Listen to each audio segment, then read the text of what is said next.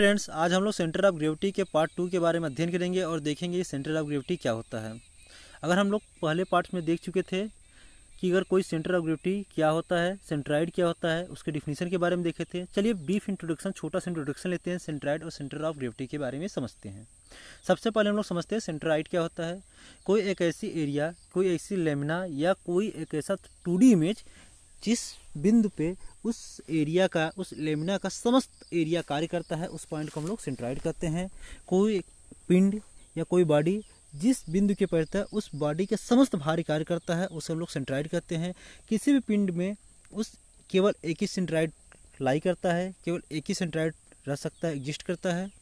किसी भी बॉडी का ओरिएंटेशन चेंज करने पर उसके सेंट्राइड में कोई भी चेंजिंग नहीं होता है, सेंटर ऑफ ग्रेविटी में कोई भी चेंजिंग नहीं होता है। सेंट्राइड और सेंटर ऑफ ग्रेविटी निकालने के लिए हम लोग 3 मेथड पिछले क्लास में देखे थे, पिछले लेक्चर में देखे थे, पार्ट 1 में देखे थे।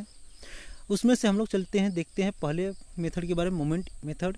अब मोमेंट मेथड क्या होता है उसके बारे में हम लोग थोड़ा समझ लेते हैं। अब देखते हैं कि कोई भी सॉलिड बॉडी छोटे छोटे टुकड़ों, छोटे छोटे मास से मिलकर बने होते हैं। उन सब छोटे छोटे मास का किसी रेफरेंस पॉइंट के अबाउट हम लोग मोमेंट निकालते हैं। मोमेंट निकालने के बाद उस पिंड के मास से भाग देते हैं। भाग देने के बाद जो आता है वो उस पिंड का सेंट्राइड कहलाता है, उस पिंड का सेंटर ऑफ ग्रेविटी कहलाता है। मोमेंट एरिया मेथड में, मोमेंट मेथड में ये होता है कि हम लोग क्या करते हैं, उस बॉडी का पहले मोमेंट निकालते हैं, उसके बाद उस मोमेंट निकालने के बाद उस पिंड का वहाँ से हम भाग दे देते हैं। भाग देने के बाद हमें जो निकलता है वही क्या कहलाता है, उसको सेंटर ऑफ ग्रेविटी कहलाता है, या संक्षिप्त में CG कहलाता है। चलिए हम लोग देखते हैं, इमेज के साथ से याद कर लेते हैं कि सेंटर ऑफ ग्रेविटी किसी भी सॉलिड इमेज का, अगर सॉलिड अलग अलग सॉलिड इमेज होते हैं उसके सेंटर ऑफ ग्रेविटी कहाँ पर लाई करता है। सबसे पहले हम लोग देखते हैं हॉलो स्फीयर। हॉलो स्फीयर का सेंटर ऑफ ग्रेविटी बेस से 3r/8 डिस्टेंस के ऊपर लाई करता है। आप लोग इमेज में देख रहे हैं, hollow semi sphere with element cell green area. अब देखते हैं centre of gravity of cylinder. जो सिलेंडर होता है उस सिलेंडर का जो सेंटर ऑफ ग्रेविटी क्या होता है, उसके जो केंद्र होता है उस केंद्र से बेस से h/2 डिस्टेंस पे या टॉप से h/2 डिस्टेंस पर लाई करता है। इसी तरीके से कोई सॉलिड इमेज देखते हैं, ग्रेविटी किसका देखते हैं हम लोग, सिलेंड्रिकल कोन का देखते हैं। एक हम शंकु देखते हैं, शंकु का जो सेंटर ऑफ ग्रेविटी होता है वो बेस से h/4 डिस्टेंस पे लाई करता है। हम मान लेते हैं शंकु की हाइट, ऊंचाई h है, उसकी ऊंचाई h है, तो नीचे से जो बेस होता है बेस से h/4 डिस्टेंस पर लाई करता है। इसी तरीके से टॉप से वह 3h/4 डिस्टेंस पर लाई करता है। अब देख लेते हैं एक छोटा सा इमेज देखते हैं। उस छोटे इमेज में हम समझ लेते हैं कि कौन सा सॉलिड इमेज का कहाँ पे सेंटर ऑफ ग्रेविटी लाई करता है। हम लोग जो भी सेंटर ऑफ ग्रेविटी देखते हैं वो नीचे से देखते हैं, नीचे बेस से ऊपर की तरफ देखते हैं कितने नीचे से बेस से कितने हाइट पे लाई कर रहा है।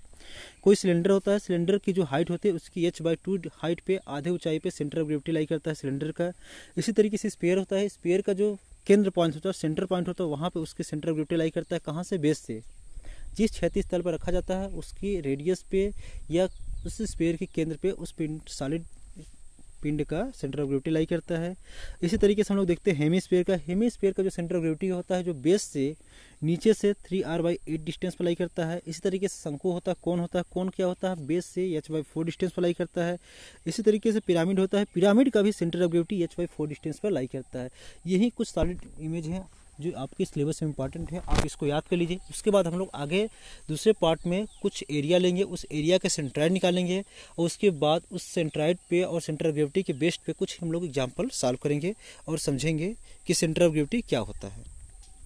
Thank you for